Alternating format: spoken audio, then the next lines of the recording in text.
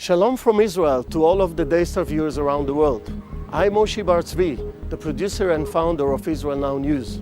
We at Israel Now News are dedicated to bringing you the full story and the truth about Israel from Israel. It's written in the Holy Bible when David said in Psalm 25:5, "Lead me in your truth and teach me, for you are the God of my salvation. For you I wait all the day long." And God says in Zechariah 8:16, "These are the things that you shall do. Speak out the truth to one another. Judge with truth and judgment to peace in your gates. And always search for the truth, and the truth shall set you free." John 8:31. I hope you enjoyed the program. God bless you from Jerusalem. Shalom, shalom.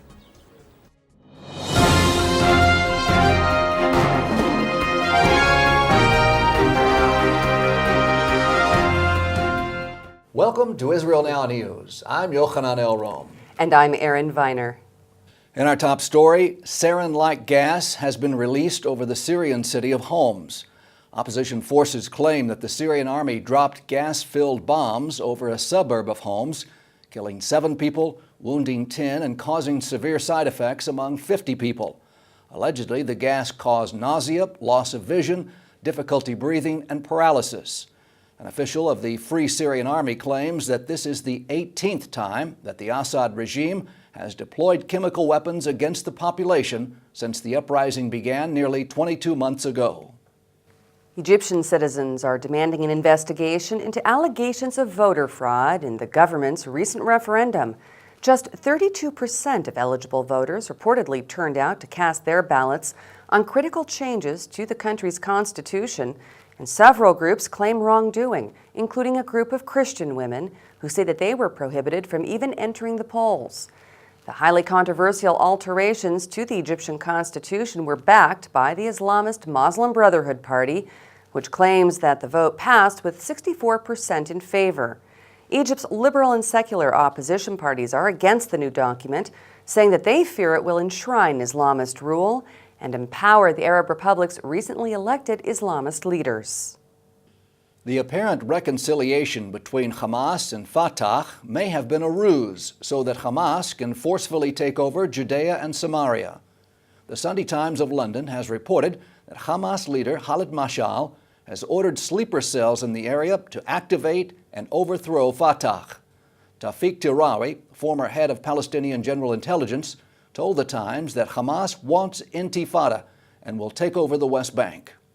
The African National Congress has voted to boycott Israel and released a statement encouraging South Africans to support sanctions and divestment from the Jewish state.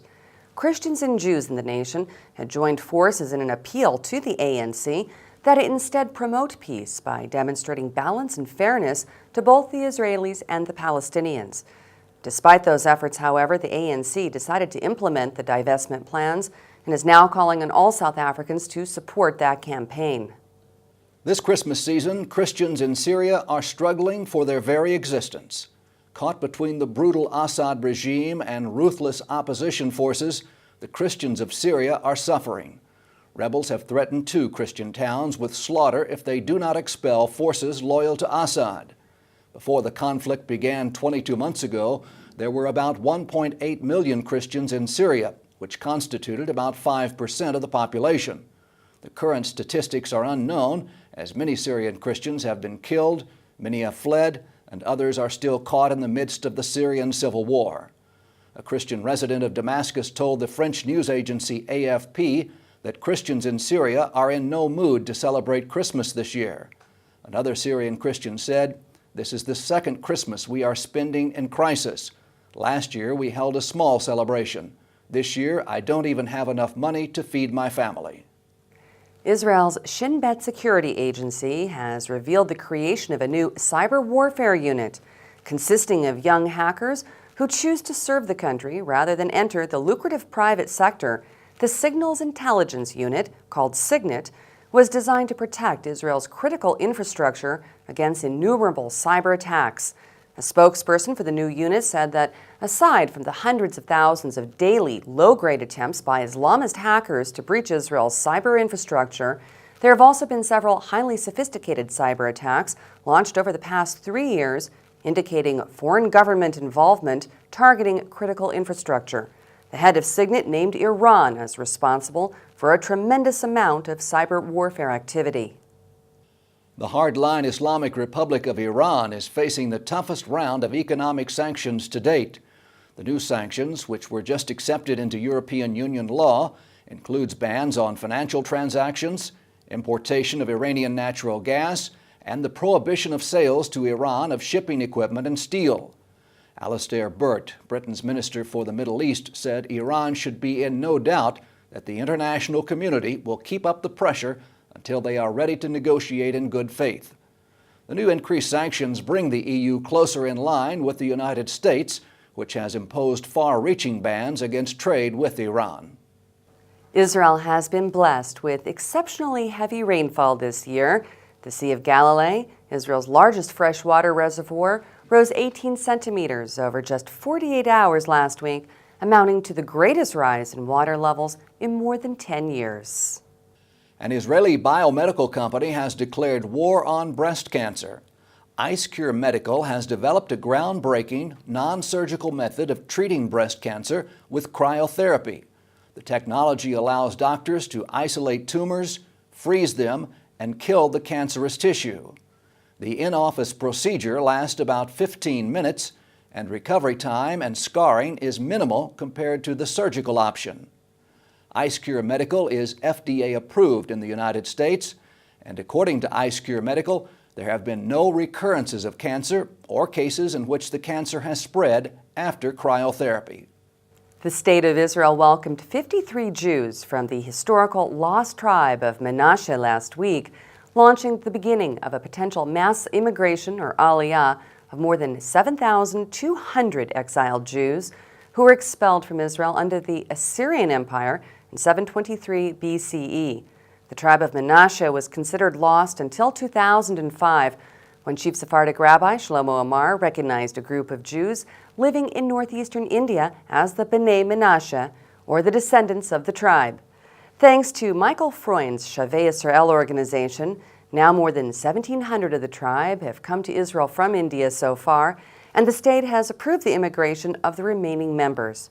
After nearly 3,000 years of exile, the descendants of Menashe are finally returning to their historic homeland. One of the new immigrants said that after waiting for thousands of years, our dream has finally come true, and we are now, at long last, living in our homeland. Australia's largest mosque, the Lakemba, has issued a fatwa against Christmas. The mosque website stated that Muslims are forbidden from celebrating the Christian holiday, as well as from congratulating Christians on their holy day. It said that doing so would be a sin. A senior cleric at the mosque preached a message against the Christian holiday. The message was harshly rebuked by the Australian community, and after numerous complaints, the mosque removed the posted fatwa from their website. Christians around the world were greeted by Israeli Prime Minister Benjamin Netanyahu in a special Christmas YouTube address in which he wished all Christians the merriest of holidays. Netanyahu pointed out that while most Christian communities throughout the Middle East are shrinking and endangered, Israel's strong and increasing Christian community fully participates in national events. He added that Israel protects the freedom of religion for all and will continue to safeguard places of Christian worship throughout the country. So, said Israel's Prime Minister, as you celebrate Christmas and your holy days, we hope that you will recall the places where Judaism and Christianity emerged, and then come to see our ancient land with your own eyes.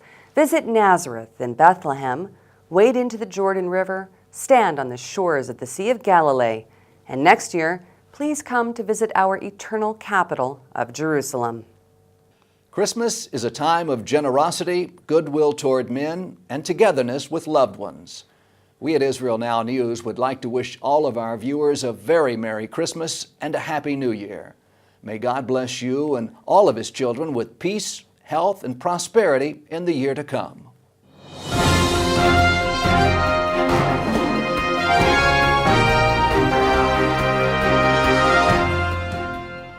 That concludes the news portion of our show. Stay tuned for Ask the Source with Josh Reinstein.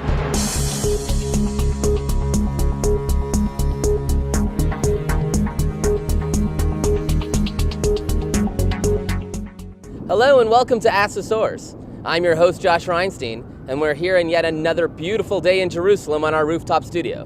My guest today is the Executive Director of Lovers of Zion, Avi Abelo. Avi, thank you for being on the show. Thank you so much for having me, Josh. Avi, tell us a little bit about the organization Lovers of Zion. Lovers of Zion is a very special organization that aims to strengthen the Jewish presence in Judea and Samaria. Very simply, we help give support to families who have decided to put their lives in Judea and Samaria to help strengthen the Jewish presence for Israel by living there. We help single mothers. We give out food packages every month. There are so many families that work very, very hard, and it's hard finishing the month, like many of us know. And with all of the world and international pressure for Israel to leave Judea and Samaria, we think it is critical that we help everyone we can to make sure they continue living there. As you know, Judea and Samaria is the biblical heartland of the land of Israel. It is the biblical heartland of the world. The Jewish connection there goes back over 3,000 years, and yet the world does everything it can to try to disconnect us from our heartland, and we want to make sure that doesn't happen by strengthening whoever we can to continue living there. Well, you know, we hear about Judea and Samaria, and the world calls it the West Bank a lot in the media. In fact, just recently, governments around the world is condemning Israel for building in their biblical heartland. Why is there so much political pressure to get Jews to leave their biblical, established heartland? It is a very good question, and it is such a sad question because the hypocrisy is so loud. People are being killed all over the world. Human rights are being abused in so many Middle East countries, and the world is silent and does nothing. And yet when Israel wants to build in its own homeland, we're the ones who are condemned. So we have to keep attention to the world and its criticism of Israel with a grain of salt, because unfortunately they want to disconnect us from our natural connection to our homeland. We were here before anyone else. Jerusalem, this is beautiful Jerusalem. It goes back, it's Zion in the Bible. Zion is Zionism. There is no way to disconnect the Jewish people from Jerusalem, from their heartland, no matter what the world says. And it is up to us to make sure we continue living here. And it is by building, it is by living, by having normal life. It's by living with our Arab neighbors in peace. That's the news that does not get out to everyone about our normal lives. And the world wants to help the Arabs disconnect us from our homeland, and we're not going to let that happen. Well, it's interesting. You talk about Judea and Samaria, and these are places that our viewers are familiar with. Shechem, Hebron, the altars of Jewish and Christian faith, where all the covenants were made with the nation of Israel. Why is it so important then for the Arabs to disconnect us from this area? Let me answer that question by telling you a little story. I live in the area of Gush Etzion. It's the southern suburb area of Jerusalem, a 10-minute ride from here. I go out into my porch, and below me there's a special path. And that path has a name. It's called the Path of Our Forefathers, Derech Avot. Why is it called the Path of Our Forefathers? Because we know for certain that Abraham, Isaac, Jacob, and their families walked down that path. Every time I have guests who come over to my apartment to visit my family, my children, I take them out to my porch. I say, you see in the distance, that's Jerusalem? You see that path down there in the valley? Abraham walked there, Jacob walked there, Isaac walked there, because we are right in the middle of Jerusalem and Hebron and down to Beersheba. That's where they walked. There is no denying the Jewish connection with us. The Arabs want us out of there in order to prove to the world that the Jews have no connection. Why do they want to take Jerusalem away from us? Jerusalem was never a capital of an Arab country. There was never an Arab country here. It was part of the Ottoman Empire that took off half of Asia and Europe. There was never an Arab country here. Jerusalem was only the capital of one country ever, and that was the Kingdom of Judea, of the Jews. They are in an awareness campaign. By them saying Jerusalem is theirs, that they want East Jerusalem, an entity that never existed, they are basically teaching the world that Jerusalem does not just belong to the Jews, and it might not even belong to the Jews. They say that there's no Temple Mount, didn't exist. It is propaganda used to disconnect our connection. And you know, as well as I know, that the Jewish connection to this land is as tight as can be. And we cannot let their propaganda, with the help, unfortunately, of many world powers, to disconnect our connection to this land. And that's why we need to strengthen it as much as possible by living there, by strengthening the people who live there, because ultimately that is the true peace that's going to come to the world, by standing up for true justice. Avi, there are literally tens of millions of people watching this show. What message do you have for our viewing audience? First of all, I want to wish happy holidays and a happy new year to everyone. And I think everyone at this time of year is thinking about peace, peace in their families, peace in their communities, peace in the world. How do we bring about peace? I'm going to give you a two-pronged message. The first thing is we stand up for justice. We stand up for truth. Part of that truth is the Jewish people's connection to this land. Only with that will we be able to bring truth and justice to all of the world. And that you can help by supporting Lovers of Zion at loversofzion.com, helping us strengthen the Jews who live in Judea and Samaria. Number two, it's standing up for justice by being silent against the true evil taking place in the world today. Radical Islam is doing much, not just against Jews in the land of Israel, but oppressing Christians in the Arab world, oppressing so many people, so many human rights abuses all over the world. We must not remain silent. We have to stand up for that, and with your help and with our help and God's help, we will all bring peace to the world. Avi, thank you for being on the show, and thank you for tuning in to Ask the Source. I'm your host, Josh Reinstein, wishing you a Merry Christmas and a Happy New Year. Now back to the studio.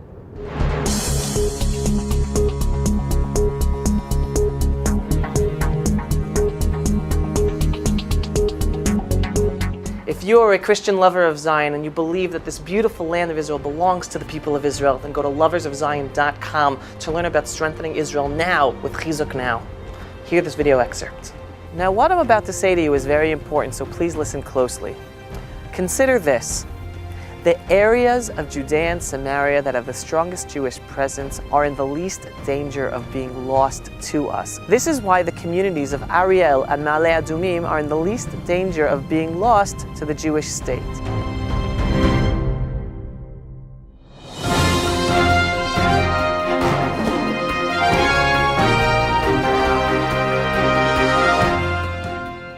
Up next, Shining Light from Israel.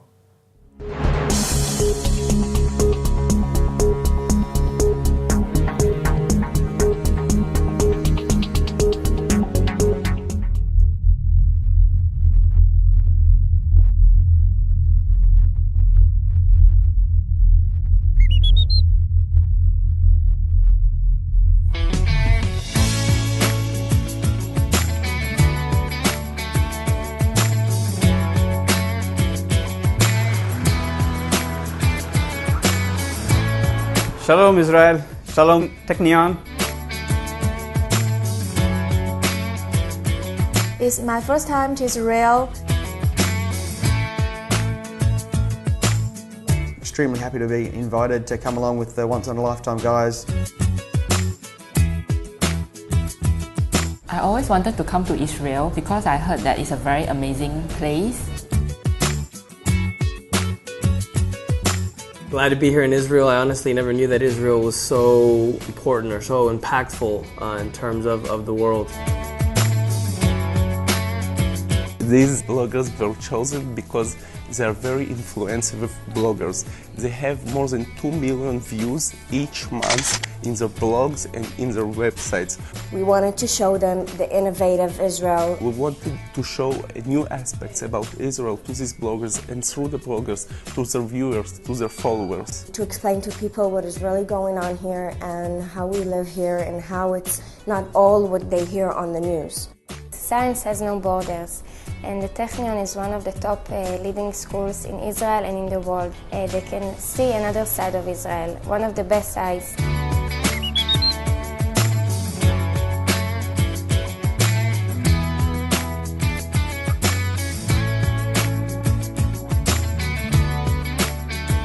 So the role of science is to unveil the secrets of nature. So it's a beautiful engraving. You see here it's an old painting, and you see here science takes the veil off the face of nature. And that's the role of science, to discover the secrets of nature. Holding the actual example of the Nobel Prize, that was actually pretty cool. Yeah, because I don't think I'll ever win a prize. So. We are part of the Stem Cell Research Center of the Technion, and the Technion was a major player in human stem cells. This place is amazing. Of the first 10 papers that was published on stem cells, 7 of them came from Israel. So Israel is a big empire in stem cell research. Already I'm just completely overwhelmed by how much is here and how much of the world revolves around what's created here. It's just amazing to think how much is coming out of just this one little place, and people need to know that sort of thing. It's just absolutely incredible how they're able to kind of contribute that to the world when it's such a small country. I believe there is a lot people can know about Technion, and I'm going to write about it more and more from now on.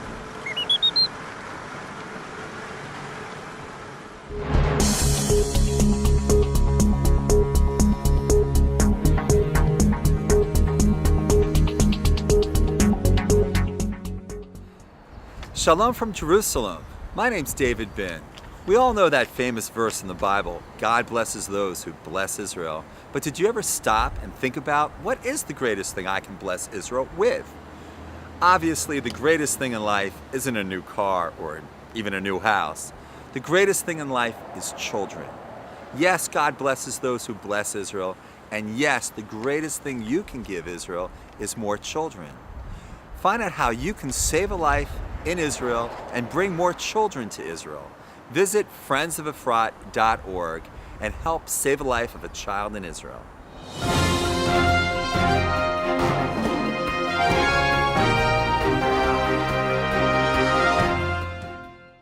Stay tuned for the ICEJ report from the International Christian Embassy, Jerusalem.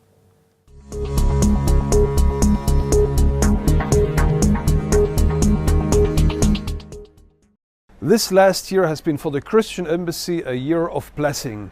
God opened incredible doors for us to reach out to the nation of Israel and to communicate hope and blessing to the Jewish people. It enabled us to show and to demonstrate them in a very practical way that Israel is not alone, but that there are millions of Christians all over the world which are standing with her in good times and in bad times. Earlier this year, the ICEJ sponsored a gathering of evangelical leaders from Germany and Austria in Jerusalem to commemorate 70 years since the Wannsee Conference. The leaders had the opportunity to meet with prominent religious and political figures in Israel and gave testimony of their support for Israel by laying wreaths in Yad Vashem. On Yom HaShoah, the ICEJ participated in a national wreath-laying ceremony and affirmed our commitment to Israel by bringing a group of pastors and leaders to Yad Vashem to learn about the Holocaust. We are here to be educated so that never again will these atrocities take place, so that we can be trained to be righteous among the nations, to know how to act in times where they're tested in coming days. ICEJ staff members eagerly participated in various humanitarian projects around Israel. A new Holocaust museum was inaugurated by the ICEJ at our home for Holocaust survivors in Haifa. The city of Haifa recognized the work of the ICEJ by placing a street sign with the name of our organization. The ICEJ raised the funds to sponsor the first flight of B'nai Menashe from India to return to their ancestral homeland in Israel. ICEJ sponsored an outing and a luncheon where staff members showed their support to courageous young soldiers who are living in Israel on their own. ICEJ staff members set off on a 477-kilometer bike trek in order to raise funds for the Disabled Sports Center in Tel Aviv. The Arise Hands-On Summer Tour brought young Christians from around the world to learn about Israel and reach out to Israelis in need. The ICEJ partnered with the Knesset Christian Allies Caucus to present a special briefing to members of Israel's parliament on the current Islamist campaign of violence against Christians in sub-Saharan Africa. The 2012 Feast of Tabernacles celebration saw more than 5,000 Christians come to Jerusalem. There are again Palestinian Arabs love Jesus and love Israel and standing for Jesus, even we are paying a big price. The event was characterized by its rich spiritual content and the unmistakable presence of the Lord that emboldened pilgrims' faith to expect more from God in the days ahead.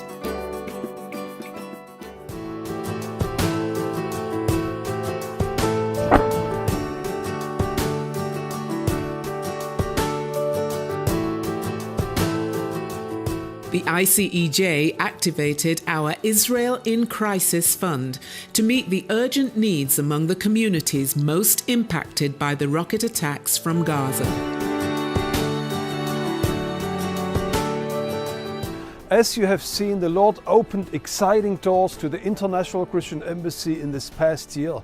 And we also believe that this coming year, the year 2013, will become a year of blessing and will become a year of new open doors. And I want to invite you here from Jerusalem to stand with us in this crucial time in the history of Israel to demonstrate to them that there is hope, that there is future, and that there are people around them which support them and which love them. We are your embassy here in Jerusalem. May the Lord bless you out of Zion.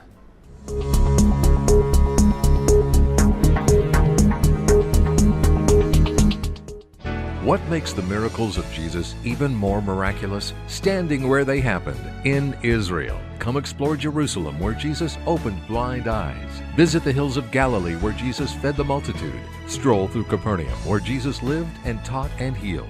To learn more about standing where it all happened in Israel, visit www.goisrael.com. Come visit Israel.